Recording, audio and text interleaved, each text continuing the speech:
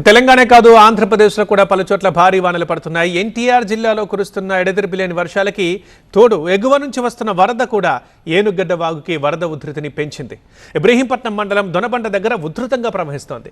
వరద ప్రవాహంతో 2 రోజులుగా 4 గ్రామాలకు రాకపోకలు నిలిచిపోయాయి. చిలుకూరు, దాములూరు, కొత్తపేట, ఆత్కూరు గ్రామాలకి రాకపోకలు బంద్ అయ్యాయి. మున్నేరు, పరిటాల నుంచి వచ్చే వరద నీరు ఏనుగడ్డ వాగులో కలవడంతో పంట పొలాలన్నీ నీట మునగడం మనం చూస్తున్నాం. ప్రస్తుతం అక్కడ పరిస్థితి ఎలా ఉందో మరింత సమాచారం మా కరెస్పాండెంట్ శివకుమార్ అందిస్తారు. శివకుమార్,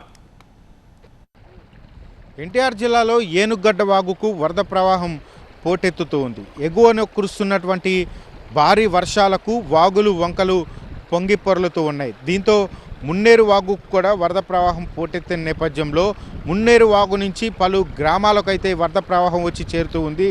దీంతో పలు ప్రాంతాల్లో రాకపోకలు కూడా నిలిచిపోయాయి. ప్రస్తుతం దొనబండ వద్ద ఉన్నటువంటి పరిస్థితిని కూడా చూపించే ప్రయత్నం చేస్తాను. నా వెనకమాల కనపడుతున్నటువంటి 4 గ్రామాలు జలదిగ్బంధంలో చిక్కుకున్నటువంటి పరిస్థితి అయితే కనపడుతుంది. ప్రస్తుతం మనం విజువల్స్లో కూడా చూడొచ్చు. మున్నేరు వాగు నుంచి ఈ ఏనుగడ్డ వాగుకి వెళ్ళేటువంటి వరద ప్రవాహం మొత్తం కూడా గ్రామాలను చుట్టుముట్టినటువంటి పరిస్థితి కనపడుతుంది. వేల ఎకరాల్లోకి వరద నీరు వచ్చి చేరడంతో రైతులు కూడా కొంత ఆందోళన చెందుతూ ఉన్నారు. ప్రస్తుతం 4 గ్రామాలకు రాకపోకలు నిలిచిపోయిన నేపథ్యంలో ఇక్కడ ఉన్నటువంటి ప్రజలు కూడా తీవ్ర అవస్థలు ఎదుర్కొంటున్నారు. వాళ్ళ వ్యక్తిగత పనుల నిమిత్తం బయటకు వెళ్ళాలన్నా కానీ వాగులు దాటి వెళ్తూ ఉన్నటువంటి పరిస్థితి కనపడుతుంది. వరద నీరు ప్రవహిస్తున్న నేపథ్యంలో అధికారులు కూడా ఇప్పటికే బోర్డులను ఏర్పాటు చేసి ఎవరు కూడా ఈ వరద ప్రవాహంలో వెళ్ళవద్దని చెప్పని అధికారులు సూచనలు కూడా జారీ చేశారు.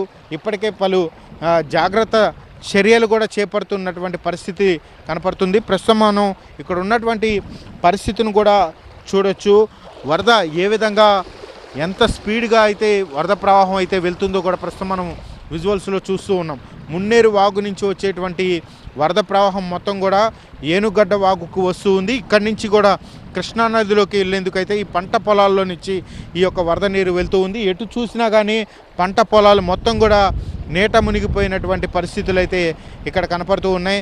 మొత్తం 4 గ్రామాలకు కూడా రాకపోకలు పూర్తిగా నిలిచిపోయిన నేపథ్యంలో ఇక్కడ ప్రజలు అవస్థలు ఎదుర్కొంటున్నారు. మరోవైపు పంట పొలాలు కూడా నీట మునిగిన కారణంగా అయితే ఇక్కడ ఉన్నటువంటి రైతులు కూడా కొంత ఆవేదన వ్యక్తం చేస్తూ ఉన్నారు.